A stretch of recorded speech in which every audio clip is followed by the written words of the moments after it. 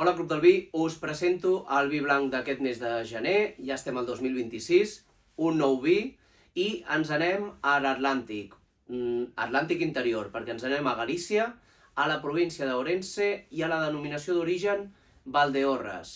És Valdo Galir, és un vi de bodegues Valdegalir, anyada 2024, un blanc de l'interior de Galícia d'una de les zones tradicionals, que és Valdeorras, amb la varietat Godello, una varietat de raïm que als últims anys està molt de moda, perquè és una varietat que aquests últims anys també s'ha plantat molta vinya a la zona interior.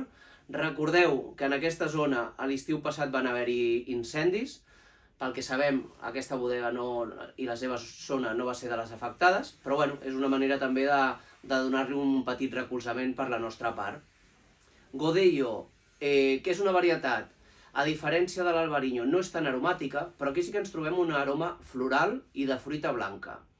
No té l'acidesa, la frescor de l'Albarino, però té més greix, una sensació més sedosa, més elegant. Per tant, considerem que és un vi perfecte per combinar amb arrossos, amb peix al forn, amb marisc també, perquè és prou mineral. Pensem que allà a Valdeorras els sòls són calcaris i això li aporta als vins una bona mineralitat. Per tant, marisc, genial, arrossos també i peix al forn.